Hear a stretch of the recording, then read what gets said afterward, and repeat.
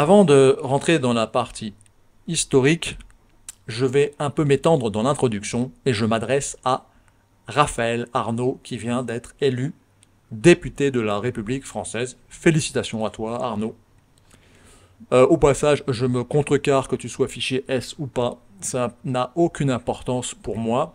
Par contre, je vais essayer de t'expliquer que tu te trompes de cible. Si tu es un antifasciste, eh bien, le Rassemblement national n'est pas ta cible.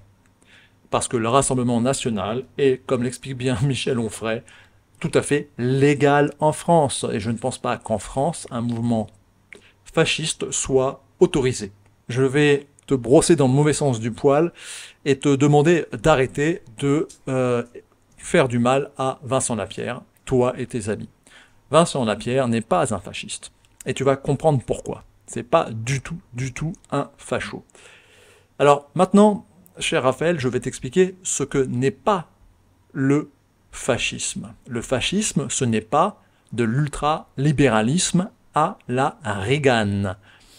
Le fascisme, ce n'est pas toutes les dictatures mises en place par les Américains en Amérique du Sud. Tous ces gouvernements, en tout cas la plupart, sont des gouvernements de droite, c'est-à-dire des gouvernements ultra-libéraux au sens économique du terme.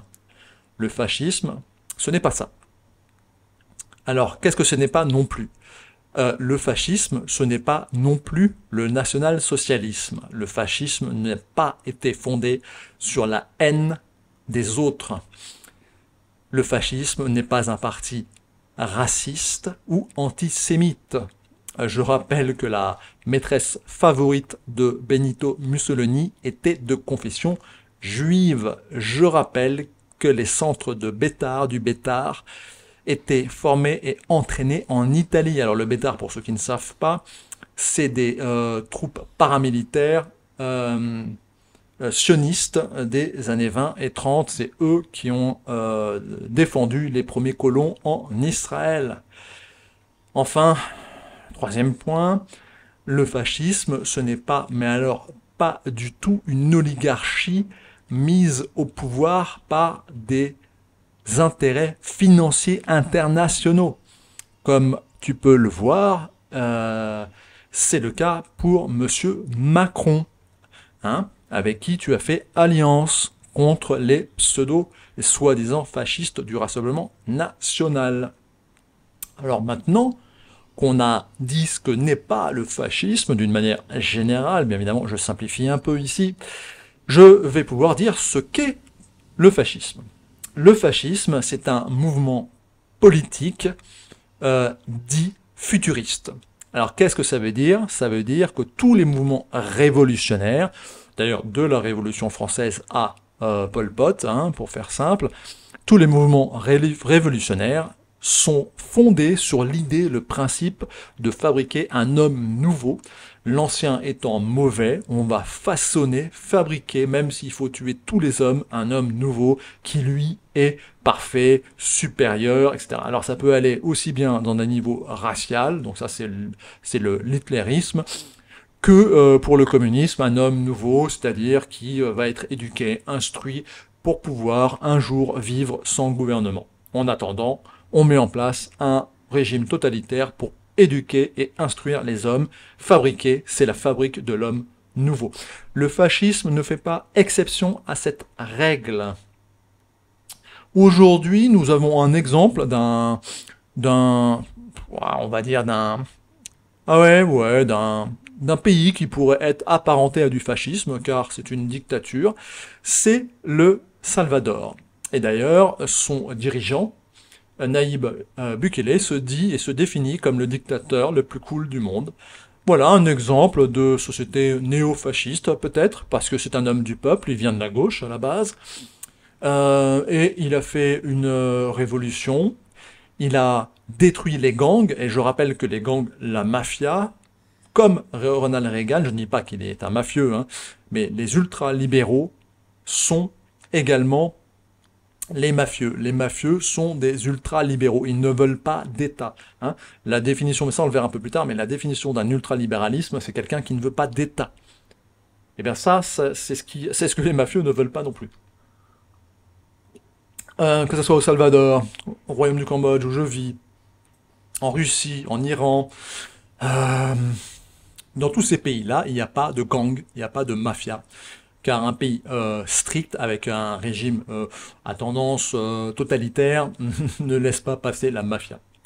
Donc voilà pour ça. Ensuite, c'est un mouvement euh, collectiviste. Le fascisme, comme tous les mouvements socialistes, se revendique du collectivisme. Alors, effectivement, le fascisme n'a pas le même niveau de collectivisme que le communisme. Il y a des degrés, des différences, bien sûr. Mais le fascisme, comme le national-socialisme, comme le communisme, a redonné des terres à des paysans pauvres, a rééquilibré les richesses pour une meilleure distribution. Il y a eu du planning familial, il y a des aides, des retraites ont été mises en place, des aides sociales, et etc., etc., etc. Donc ça, c'est une des définitions également de tout enfin toute révolution socialiste. Elle apporte une meilleure redistribution des richesses. Enfin, le fascisme est un mouvement artistique qui s'appelle le futurisme. Et ça, c'est très important de le comprendre parce que ça va toucher aussi le communisme, mais à la base, ça vient d'Italie. Le futurisme naît en Italie autour du poète Filippo Tommaso Marinetti, et il va écrire le manifeste du futurisme en 1909. Le futurisme, c'est la vénération de la force et de la puissance. Hein. Ça, tous les mouvements révolutionnaires socialistes vont s'en imprégner, que ce soit aussi bien les communistes que les nationaux-socialistes, que les fascistes. Hein. C'est la fabrique de l'homme nouveau. Hein. La fabrique de l'homme nouveau, c'est prendre l'homme ancien hein, et en fabriquer un nouvel être, entre guillemets, supérieur, mieux adapté au nouveau monde, etc., etc. Bien sûr, en général, ça ne fonctionne pas, je vous le dis tout de suite, hein, pour ceux qui avaient de l'espoir.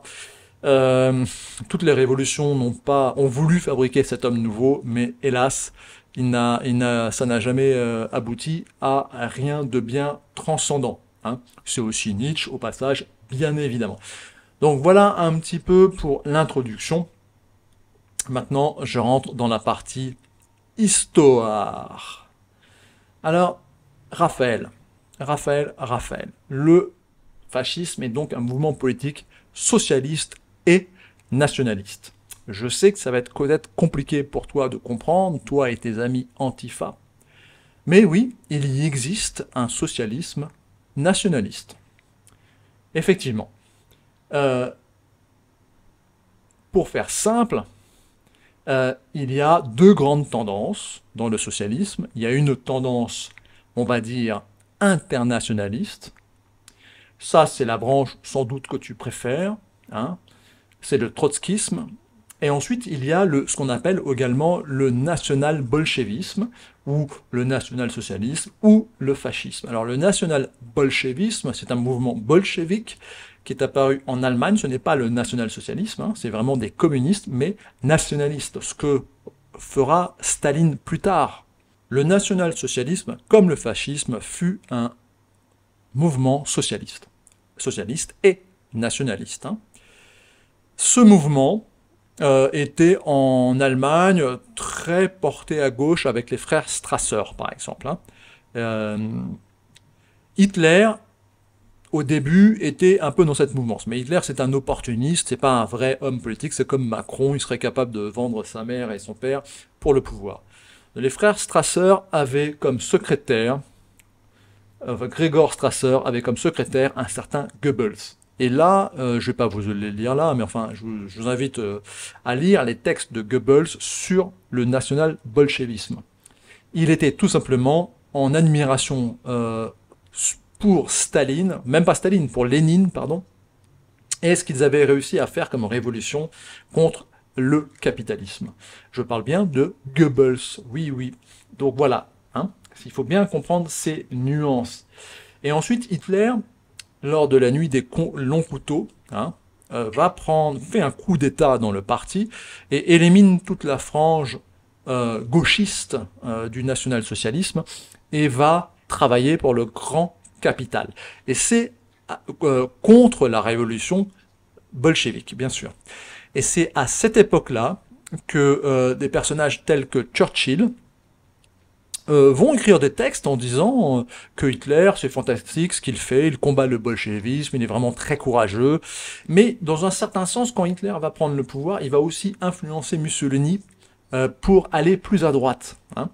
Et pareil, notre cher Churchill va aussi écrire des textes sur le fascisme italien, comme quoi c'est bien, parce que ça lutte contre l'internationalisme, cette idée folle de révolution mondiale, du prolétariat, hein, de la dictature du prolétariat, etc., etc.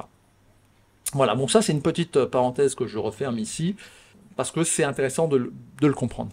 Alors maintenant, on va, dans cette partie historique, on va quand même dresser un petit peu le portrait de certaines personnes qui ont influencé le fascisme d'une manière générale. Donc je vais parler de Proudhon, Karl Marx, René de la Tour du Pin, Georges Sorel, Jean Silvio Gesell, ou Gesell, je ne sais pas trop comment on prononce, je dirais plutôt Gesell, Ezra Pound, et Clifford Hugh Douglas. Et ces gens-là sont des socialistes, et pour certains plutôt à tendance anarchiste, comme Proudhon, d'autres plutôt à tendance internationaliste, comme Marx, et d'autres comme Ezra Pound, plutôt à tendance nationaliste. Mais ils ont tous en commun quelque chose. Alors, ils ont tous en commun une volonté anticapitaliste aiguë.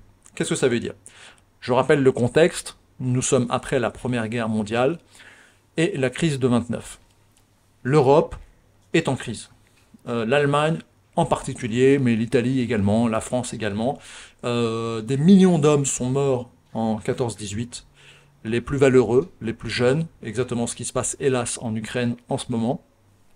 Et il y a une réelle crise identitaire, sociale, économique, et une très grande violence dans les rues. Je rappelle qu'en Allemagne, à cette époque-là, après la guerre, il y a 2 millions d'armes de guerre en circulation en Allemagne, puisque les soldats ont été démobilisés, mais ils n'ont pas tous rendu leurs armes. C'est en gros le bordel.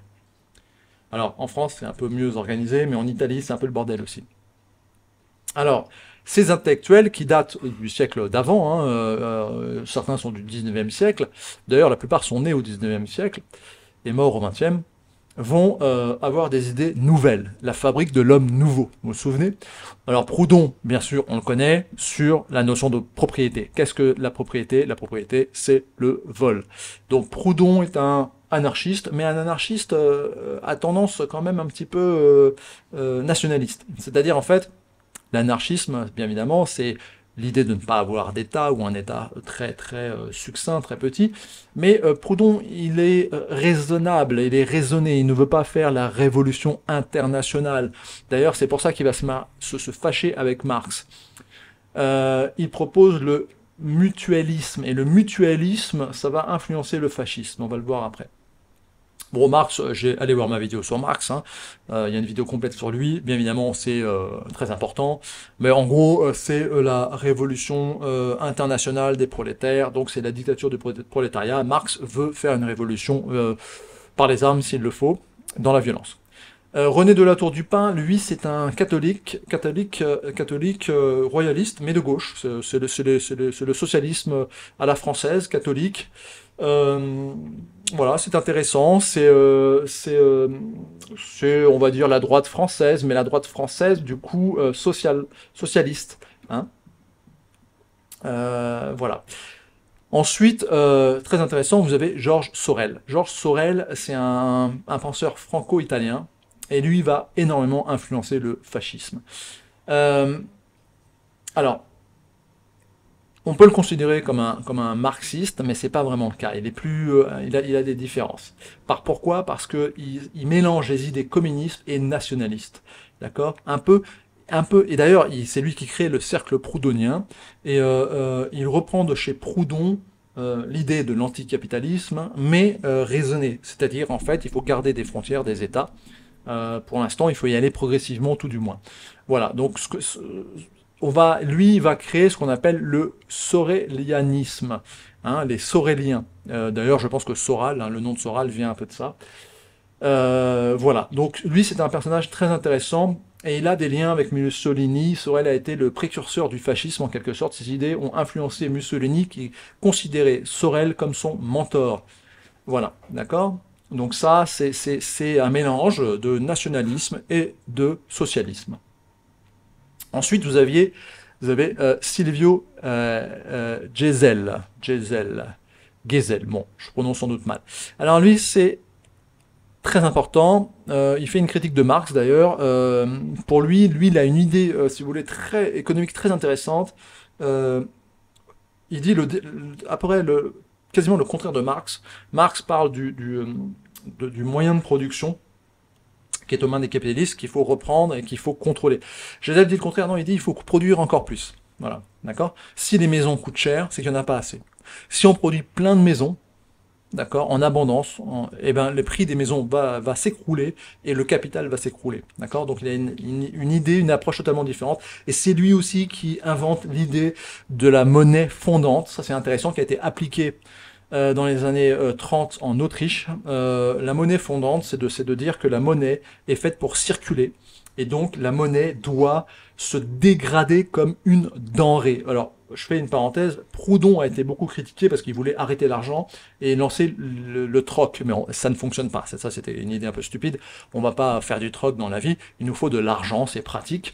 Par contre, Gesell, lui, a l'idée de mettre des sortes d'intérêts sur l'argent. C'est-à-dire, en fait, si tu laisses ton argent à la banque, eh ben, au bout de plus de N années, il n'y aura plus aucune valeur. Donc, on est obligé de le dépenser. L'argent, je le dis souvent, c'est comme le sang du corps humain. Il est fait pour circuler. Et les rentiers sont nos ennemis, pas le capital ou le capitalisme. Nous avons besoin du capitalisme. C'est l'esprit rentier, c'est-à-dire, ou alors l'ultra-capitalisme de collusion, c'est-à-dire la mafia. Donc Gesell, très important à prendre en compte. Et ensuite, nous avons un autre personnage qui s'appelle Ezra Pound. Donc voilà, je reprends ça, c'est Proudhon. Bien évidemment, Karl Marx. Ça, c'est de la Tour du Pin. Ici, vous avez Sorel, très intéressant, Sorel. Ici, vous avez Monsieur Silvio Gesell, donc un personnage vraiment, je le répète, très intéressant, qui a inventé cette notion d'argent fondant. C'est des monnaies alternatives. Voilà, c'est vraiment quelque chose de malin qui s'apparente à obliger aux gens d'investir et de faire fonctionner cet argent. D'accord. C'est totalement l'opposé du capitalisme de rente. Donc ça, c'est important. Ensuite, vous avez Ezra Pound. Alors Ezra Pound, c'est un Italo-américain qui adhérera au parti fasciste. C'est un artiste. C'est un artiste. Et lui, il va défendre l'idée de Douglas. Douglas, je vous le montre et après on le remettra après. C'est lui, Douglas. Douglas, il veut créer le salaire universel. Alors, Pound, il défend aussi bien Gesell, l'idée de la monnaie fondante, mais également Douglas. Alors, lui, c'est un personnage très, très intéressant. Lui, il a écrit un livre, Le travail de l'usure, un essai en 3 parties, écrit en 1944, dans un but didactique et pédagogique. Il y dévoile les coulisses de l'économie et dénonce les dangers de l'usure. Alors, une fois de plus, tous ces intellectuels, tous ces penseurs, ces économistes, ces philosophes, ont un point commun, je vais le redire parce que j'en ai parlé au début. Ce point commun, c'est l'anticapitalisme. Mais l'anticapitalisme d'usure, celui-là. Et bien évidemment, de Proudhon à Marx, jusqu'à Ezra Pound, il y a une sorte d'antisémitisme, mais qu'il faut bien expliquer. Marx, son grand-père était rabbin. Il vient d'une famille juive, mais convertie au protestantisme. Son père était avocat, d'ailleurs. Et Marx a écrit un livre qui s'appelle Sur la question juive, et il veut que les juifs s'émancipent de cette idée de l'usure du capital, du prêt, de l'argent sale, entre guillemets, hein, je dis bien entre guillemets. Et pour tous ces personnages, bah souvent ça va être associé aux juifs. Aux juifs qui est le prêteur d'argent, l'usurier, etc., etc. Bien évidemment, le point culminant de tout ça, c'est l'hitlérisme et la volonté, à un moment donné, d'exterminer le peuple juif, car c'est le peuple de l'usure, du mal, etc. Mais que ce soit même Marx, qui est lui-même juif, que ça soit même Staline plus tard, bon alors il va créer un pays au fin fond de la Sibérie, quasiment vers la Corée, pour les juifs. Hein, mais voilà, il y a un souci un souci. Il y a cette association qui est faite, qui vaut ce qu'elle vaut. Hein, il y a sans doute, comme on dit, il n'y a jamais de fumée sans feu. Il y a un lien, il y a quelque chose qui existe de factuel. Mais voilà, ce n'est pas que ça. Mais voilà, donc il y a ce point-là. Donc Ezra Pound n'échappe pas à cette focalisation contre l'idée de ce juif usurier, ce Gargamel méchant, qui prête de l'argent, qui profite de la faiblesse des autres, etc. Bon, toujours est-il. Il parle des intérêts, de la dette, etc. Donc l'ouvrage propose également une solution, l'interdiction de l'usure, concept présent dans de nombreuses religions, etc. Il parle aussi de la monnaie dépréciable, d'accord, cette monnaie fondante, etc. Donc lui va vraiment influencer le fascisme, parce qu'il deviendra fasciste, et il aura toujours cette double idée entre l'école, on va dire, de Gesell, de Gesell et de Douglas, qui veut un revenu universel. Bon. Alors, ce qu'il faut bien comprendre, c'est que Mussolini sera très influencé au début par ces idées, mais comme pour Hitler, à un moment donné, le grand capital va lui remettre la main dessus, hein, va l'attraper par le col, et le remettre un petit peu dans le droit chemin, et donc il y aura des choses faites, il y aura des choses qui ne seront pas faites, etc., etc. À un moment donné, on retourne dans la réalité, et la réalité, c'est que sauf à tuer tout le monde et à faire une révolution un peu extrême comme Pol Pot ou même Staline est revenu à ça. Hein. Mais je rappelle que Staline a mis fin à la révolution internationale de Trotsky, qu'il a fait assassiner Trotsky et qu'il est redevenu sur des bases nationalistes et qu'il a créé un État fort et qu'il a, il a fait plus ou moins un communisme assez collectiviste au début et puis après petit à petit ça s'est dégradé vers la fin qu'on connaît aujourd'hui, c'est-à-dire la faillite du système communiste. Alors, on va terminer avec Douglas. Douglas, lui, il veut créer le crédit social. Donc, en fait, c'est le revenu universel. Donc, lui, l'idée, c'est que si tout le monde a de l'argent, et ben, comme l'argent est fait pour être dépensé, je rappelle que tous ces chers messieurs sont totalement contre l'idée de la rente, de l'usure, du capital mis de côté, etc. Donc voilà, lui c'est un peu cette idée, le crédit social. Douglas préconise l'intervention gouvernementale sous forme d'émission de monnaie sans dette directement aux consommateurs et aux producteurs. Donc ça c'est pareil, c'est intéressant, mais ça n'a jamais été mis en œuvre par Mussolini qui connaissait ses écrits, etc. Et je rappelle que Ezra Pound avait vraiment comme volonté de mettre ça en application. Donc voilà un petit peu pour la partie historique. Donc voilà, on va conclure là-dessus. Et donc, pour revenir à toi, mon cher Raphaël, j'espère que tu as un peu mieux saisi ce que c'est que le fascisme. Donc le Rassemblement national d'aujourd'hui, mais n'a absolument rien à voir avec le fascisme. Alors oui, le fascisme est un gouvernement, un système politique autoritaire, mais pas plus ou pas moins que le communisme de Lénine ou de Staline. Hein, voilà, donc il faut arrêter un petit peu avec toutes ces conneries, revenir un peu sur Terre et parler concrètement. On peut parler économie, on peut discuter monnaie fondante, revenu universel, rente par rente, grand capital, capital d'usure, capital de collusion, mafia, hein, etc. Tout ça, on peut en discuter. Mais pour discuter, il faut être sérieux. Hein, appuyer et pas être dans l'hystérie collective dans laquelle se trouvent la plupart de tes camarades je rappelle, en voulant dépouiller ce pauvre Vincent Lapierre et en le traitant de facho. Tout cela est ridicule, il faut arrêter. Voilà pour la partie historique. Je rentre dans la partie philosophie. Alors, nous avons bien compris dans la partie précédente ce que c'est que, entre guillemets, l'opposition entre l'homme nouveau, l'homme moderne, l'homme nouveau, etc., etc. Donc il y a une opposition, on va faire simple, on va faire une opposition entre guillemets, l'homme ancien, l'homme de la tradition, qui est donc, si vous voulez, à droite. Hein, vous voyez mon petit schéma ici. Donc à droite, vous avez réactionnaire, traditionnalisme, homme ancien.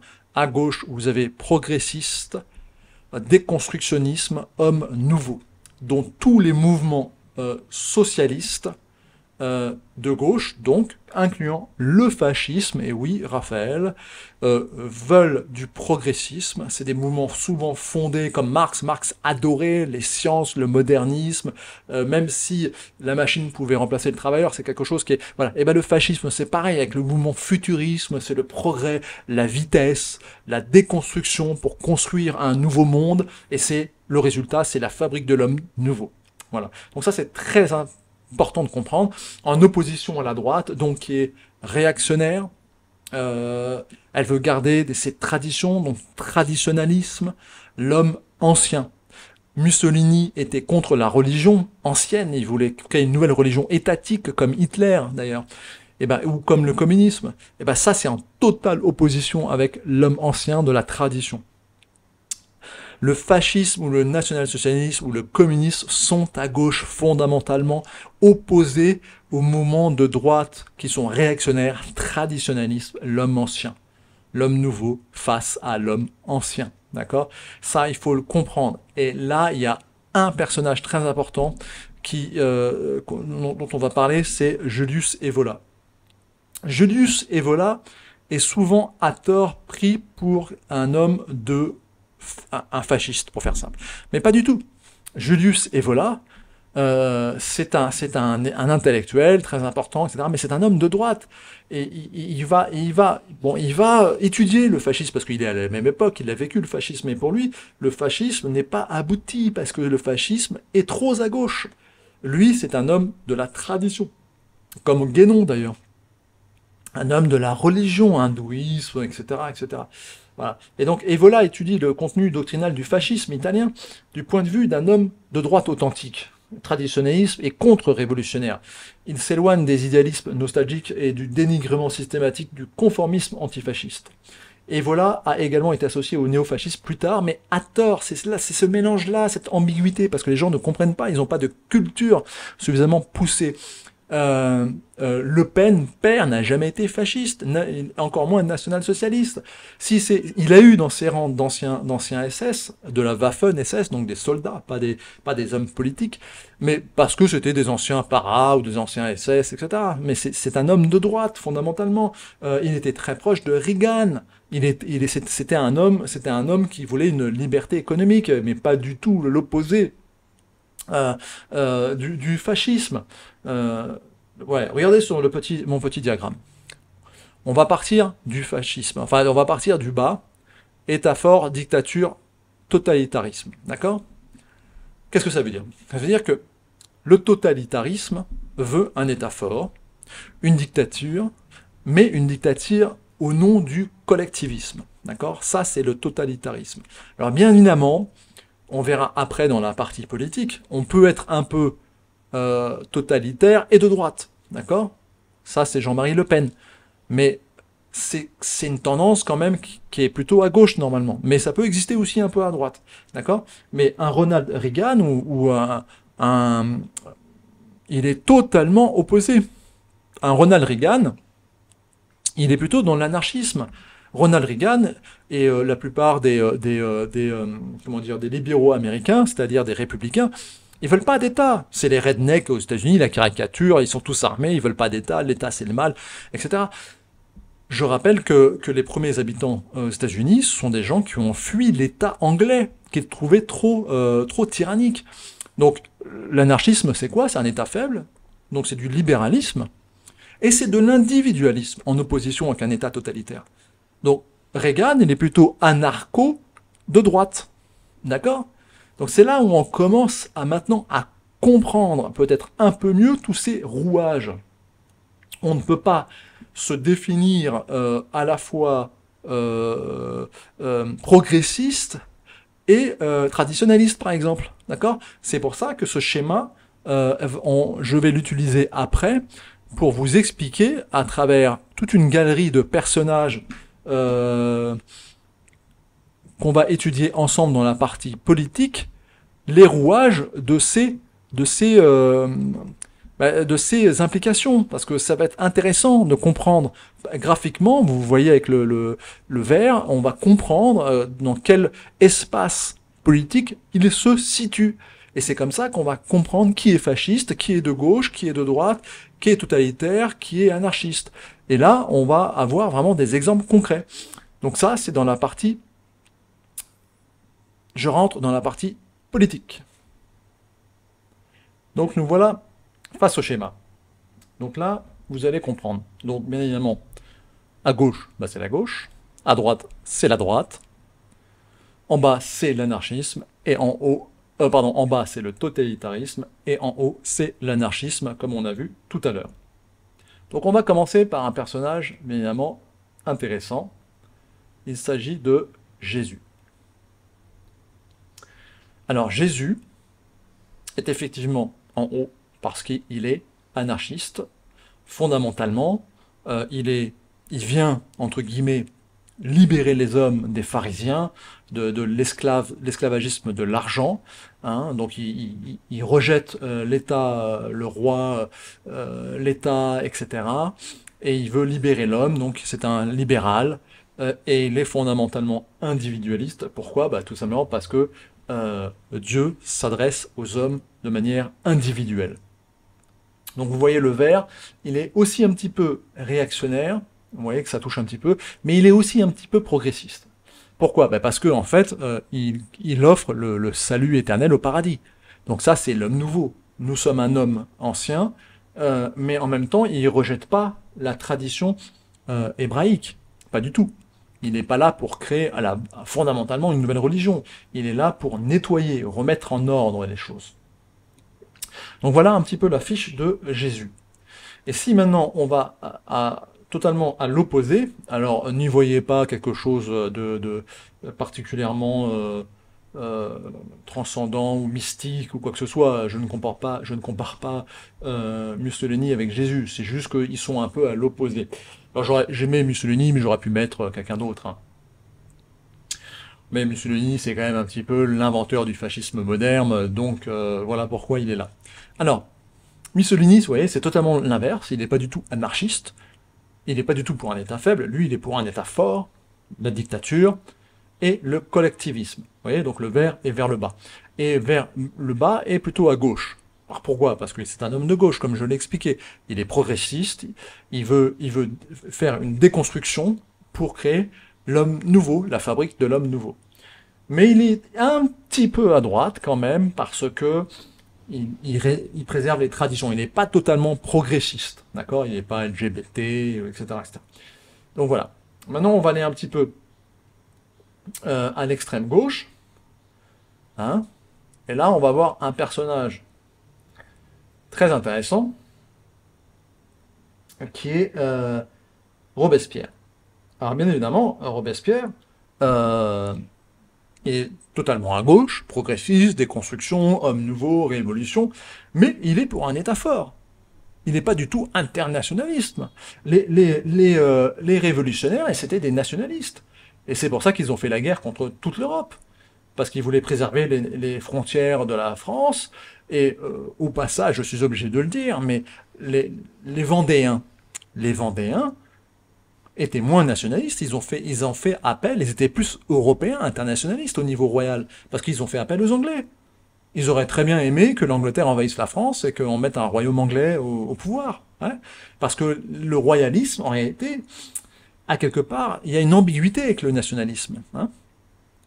Bon, vous voyez comment se trouve l'espace vert, plutôt à gauche, plutôt vers le bas, État fort, dictature, collectivisme, pas du tout de l'anarchie, pas du tout à droite, réactionnaire, quoi qu'ils sont un petit peu réactionnaires quand même. C'est pour ça qu'il y a une petite, ça va un petit peu quand même vers la droite.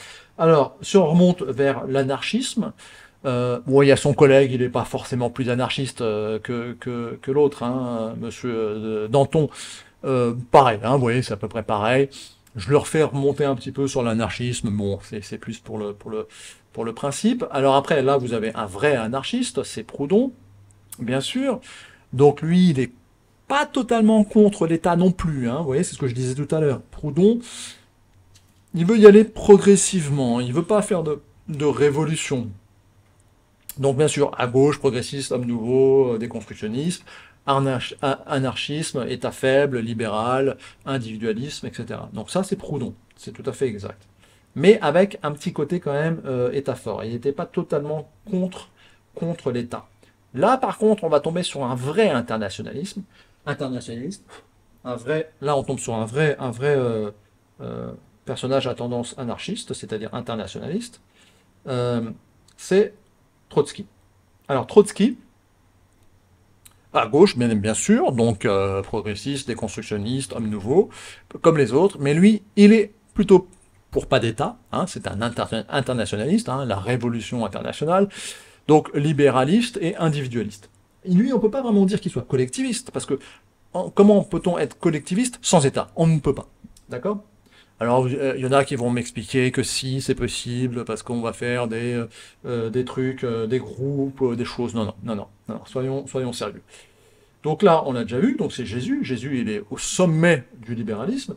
Et maintenant, on va commencer à aller un petit peu vers la droite. Alors là, vous avez quelque chose de très intéressant, très très intéressant. C'est les pèlerins, le Mayflower. C'est ces protestants qui ont quitté l'Angleterre, car l'Angleterre était un pays trop tyrannique, trop totalitaire à leur goût. Vous voyez un peu le niveau des mecs. Hein. Donc eux, ils sont pour pas d'État. Hein, ils sont donc État faible, libéralisme et individualiste, bien à fond la caisse. Et eux, ils sont complètement à droite, réactionnaires, traditionnalisme, homme ancien. Voilà. Là, on est en plein dedans. Ça s'appelle l'extrême droite. Enfin, on n'est même pas encore à l'extrême, hein, mais ça s'appelle la droite. Et si on continue, eh bien, on retombe sur notre copain de tout à l'heure, Ronald Reagan. D'accord? Eh bien, Ronald Reagan, c'est plein ça, c'est complètement ça. Il veut pas d'État fort, Ronald Reagan. Alors, c'est pour ça que ça tourne un petit peu et ça touche un petit peu l'État fort aussi, parce que il veut un État très léger, le plus léger possible, pas d'impôts, pas de trucs, mais il veut quand même une armée. D'accord? Il n'est pas complètement fou. Il veut quand même une armée. Donc c'est pour ça que vous voyez que l'espace vert va sur la droite. Lui, il est 100% à droite. 100% à droite, là, c'est clair et net. Et État faible au sens de liberté, libéralisme, individualisme, c'est l'américain, c'est le rêve américain, etc., etc. Réactionnaire à fond, traditionnaliste, homme ancien, mais avec une petite touche d'État fort. Mais pas trop quand même, hein, pas trop quand même. Et surtout pas de collectivisme, hein, bien sûr. Donc on continue, et là on tombe sur Julius Evola. Je l'ai parlé tout à l'heure, Julius Evola est souvent à tort associé au fascisme. Mais pas du tout.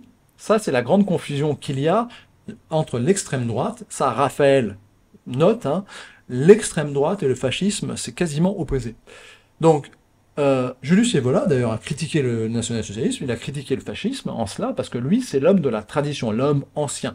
Lui, c'est un religieux, hindouiste, bouddhisme, c'est le chemin de l'éveil, etc., etc.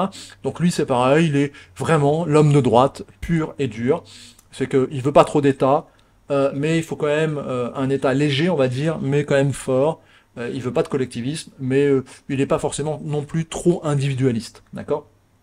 En réalité, quand vous êtes un peu aligné comme ça s'annule un petit peu.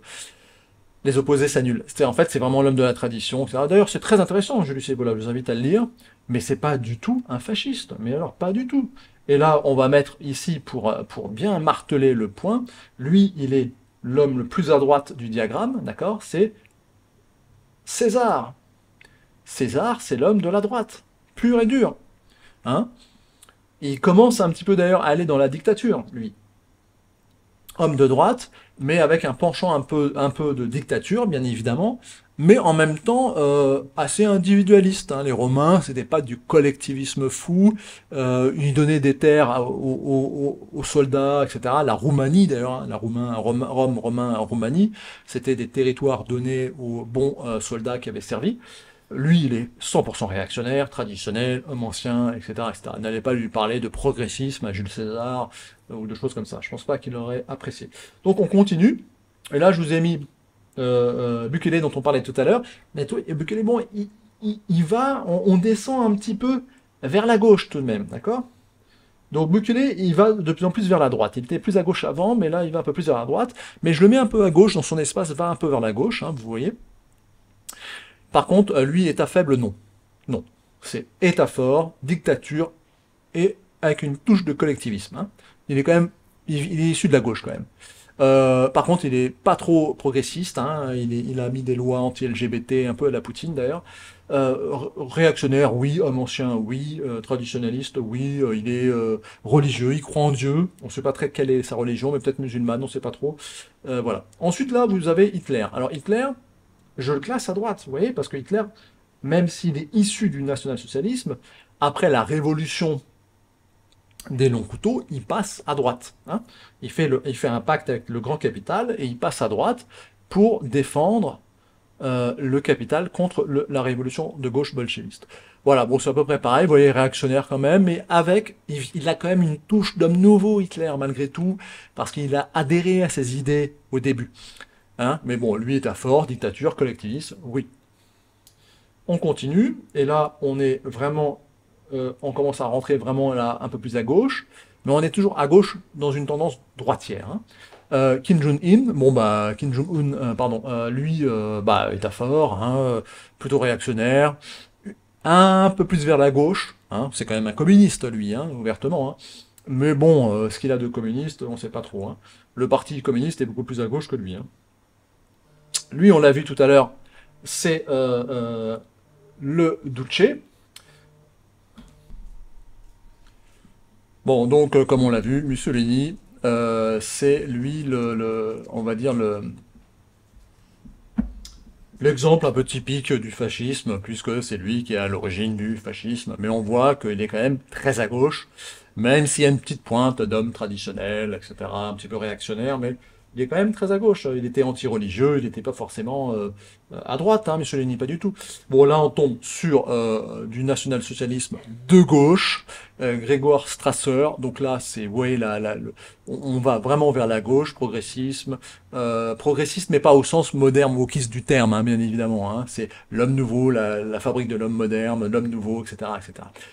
État fort, bien sûr, collectivisme, anticapitalisme, et ainsi de suite. Là, on tombe sur Staline. Donc, bon, bah, Staline, c'est un homme de gauche, communiste, totalitaire, collectiviste, et ainsi de suite. Donc, on peut dire que Staline est un fasciste à ce moment-là. D'accord? Mais Jordan Bardella n'est pas fasciste. Lui, il est à droite à fond, Raphaël.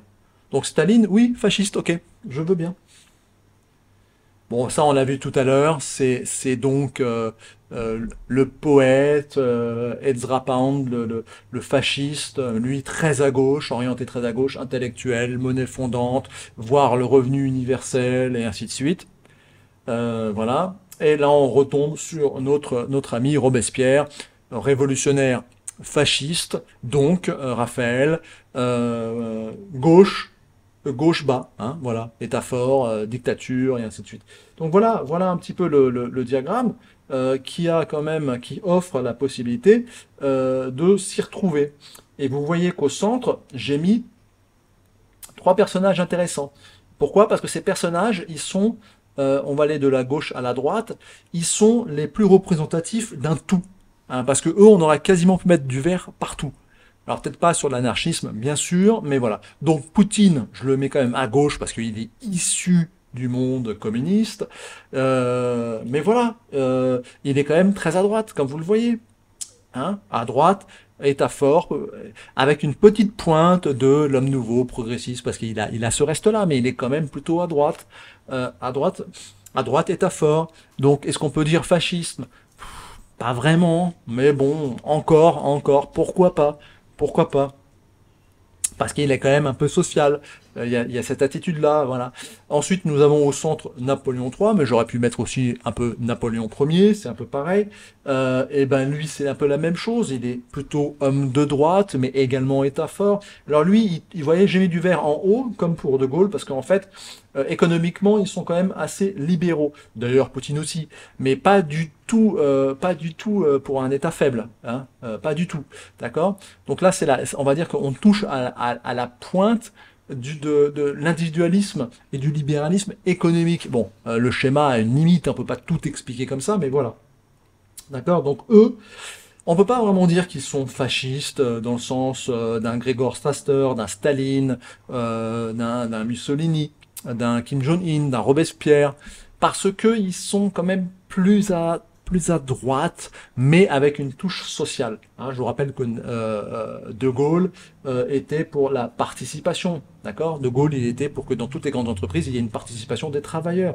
D'ailleurs, c'est sans doute une des choses qu'il a mis hors circuit, parce que les Américains n'aimaient pas ça. Pour les Américains, c'est du communisme. Hein. Je rappelle que les Américains, ils se situent par là, que ce soit les démocrates ou les républicains. Hein. Donc eux, ils sont ultra libéraux, d'accord? Ils sont en totale opposition avec le fascisme, d'accord? Et aujourd'hui, un Jordan Bardella, on va plutôt le situer, par là, hein, plutôt à droite. Moi, je dirais un petit peu peut-être comme un Bukele, mais sauf qu'ils sont démocrates. Bukele, lui, il a franchi le pas, hein, il a fait une petite révolution. Mais voilà, je le situerais plutôt peut-être comme ouais, comme un Julius Evola, un petit peu, entre un Bukele et Julius Evola. Donc de droite, mais pas du tout fasciste, pas du tout. C'est en totale opposition. D'accord, Raphaël, est-ce que tu comprends ça? D'accord? Pas du tout, c'est totale opposition.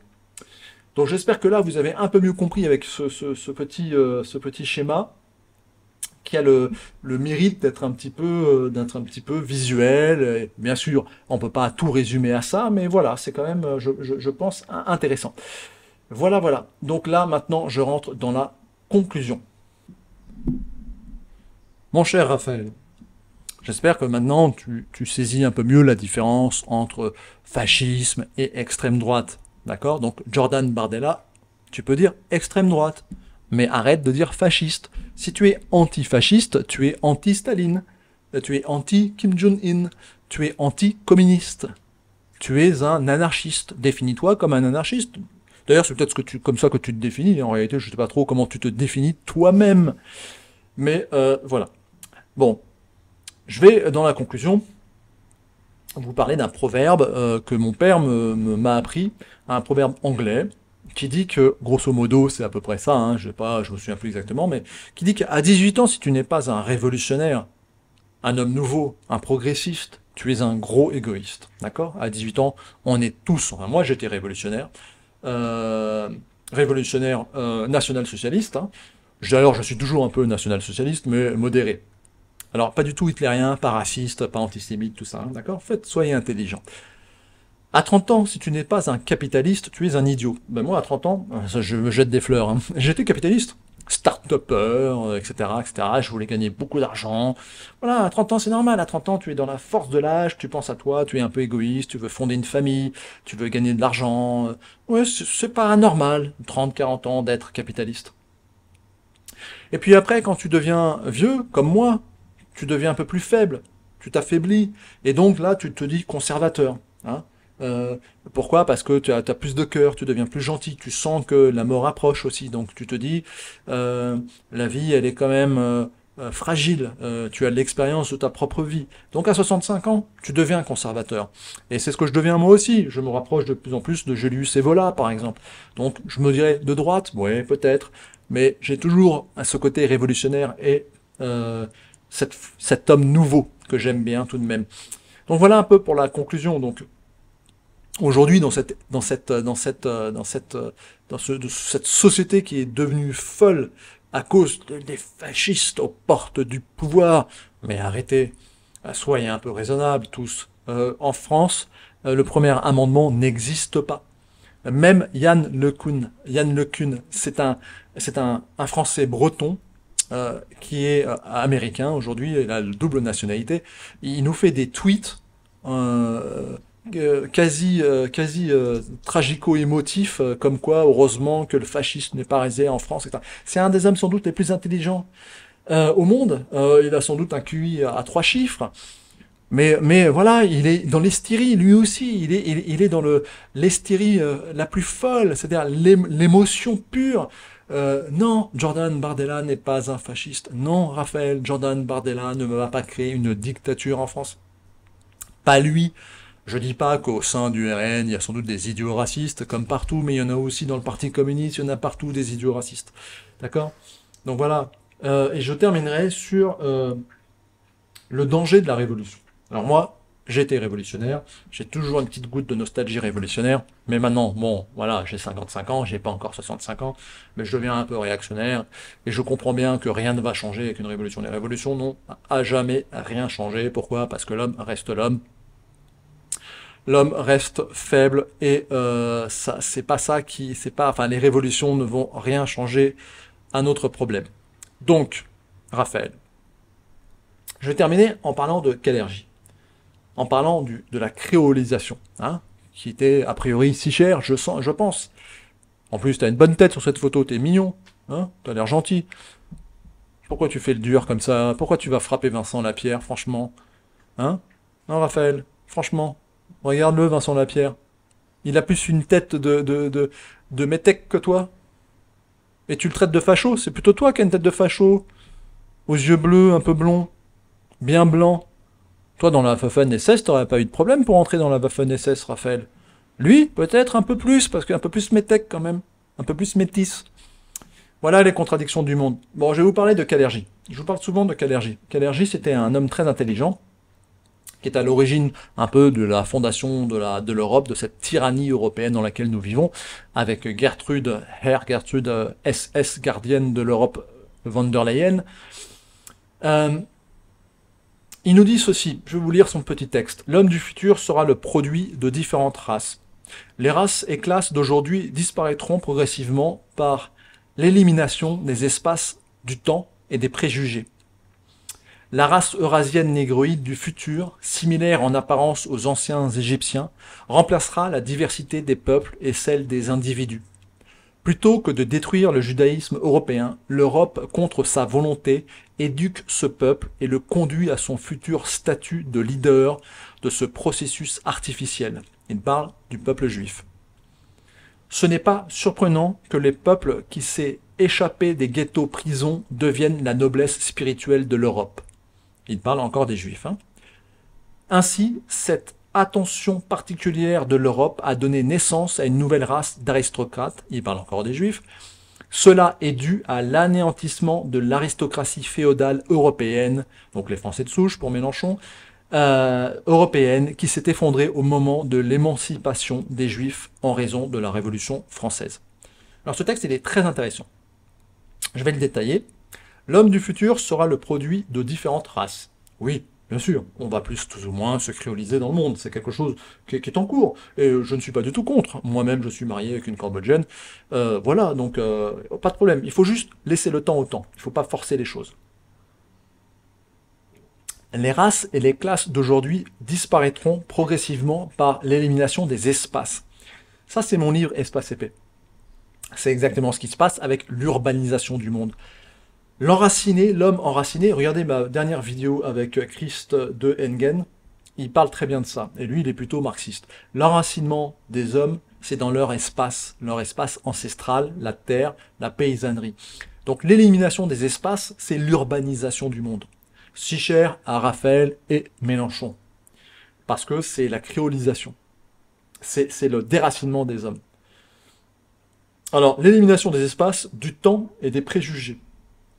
Le temps, c'est le temps libre, au sens du temps libre. Le temps libre, c'est ce qui permet d'être éduqué, d'être noble. Et des préjugés, oui, bon, ça, pourquoi pas. Voilà. Bon, bref, ça veut rien dire, préjugés. La race eurasienne négroïde du futur. Donc, en fait, donc là, lui, il est pour la créolisation.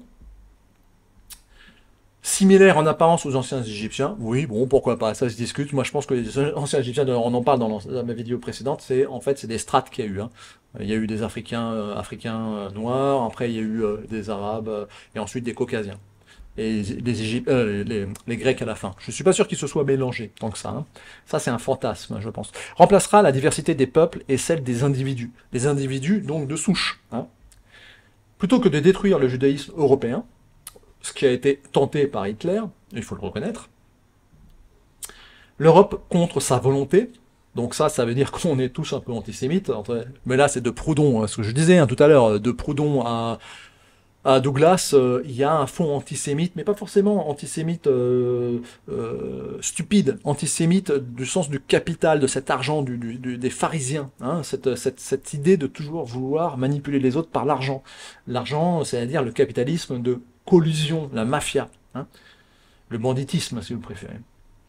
Donc, plutôt que de détruire le judaïsme européen, l'Europe, contre sa volonté, éduque ce peuple et le conduit à son futur statut de leader de ce processus artificiel. Donc là, il parle bien d'un processus artificiel. D'accord? En fait, il est honnête, Kalergi. Il est honnête parce que il décrit quelque chose, mais Mélenchon, lui, il ment. Il est malhonnête. Hein, Raphaël? Tu es honnête, toi? Oh, quelle bonne bouille, regardez-le. Il est mignon sur cette petite photo. Alors, est-ce que toi, tu es honnête? Est-ce que tu es honnête? Alors, si tu étais honnête, tu arrêterais de dire que Vincent Lapierre est un facho, par exemple. Ou que Jordan Bardella est un facho. Donc j'attends. On va voir si tu vas changer. Alors de ce processus artificiel, ce n'est pas surprenant, que le peuple qui s'est échappé des ghettos prisons devienne la noblesse spirituelle de l'Europe. Donc voilà. Ça, si vous voulez. Pourquoi? Parce que eux vont rester entre eux. Les Juifs ont une tendance un peu souverainiste. C'est des souverainistes culturels. Ils restent juifs. Donc en fait, tout le monde va se créoliser, mais pas les Juifs, parce que eux vont rester juifs. Et ils se préservent, ils se protègent. Zemmour, Sarah Knafo, etc. Alors, donc on continue. Ainsi, cette attention particulière de l'Europe a donné naissance à une nouvelle race d'aristocrates. Donc, les nouveaux aristocrates, ce sont les Juifs d'aujourd'hui. Bernard-Henri Lévy, par exemple, j'imagine. Cela est dû à l'anéantissement de l'aristocratie féodale européenne, qui s'est effondrée au moment de l'émancipation des Juifs en raison de la Révolution française. Donc en fait, en gros, c'est la Révolution française qui a tué la droite. Voilà. Donc pour conclure, la droite, c'était l'ancienne féodalité européenne. Oui, pourquoi pas, c'est possible. Et la gauche, dans sa révolution de l'homme nouveau, a tué cette ancienne féodalité. C'est possible. Mais par contre, en conclusion, je dirais qu'il ne faut pas se fier aux apparences. Le peuple français est toujours là, de souche ou pas, hein, je veux dire le peuple dans le sens français, pas celui qui veut anéantir son espace de paix, c'est-à-dire le terroir, la terre, l'enracinement dans la terre, la paysannerie, elle est toujours là, monsieur Mélenchon. Raphaël, toi aussi, dis-toi bien qu'elle est toujours là. C'est en grande partie, pas forcément eux qui ont voté pour Jordan Bardella d'ailleurs, parce que les paysans français sont plutôt gentils et de centre, mais ils sont toujours là, le français de souche existe, il est toujours là, et il y a même des étrangers qui s'intègrent et qui veulent s'enraciner dans cette culture française.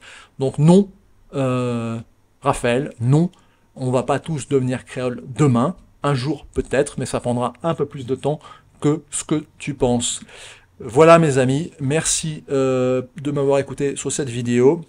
Je vous souhaite à tous une excellente réflexion sur ces sujets passionnants et je vous dis à très bientôt. À bon entendeur, salut!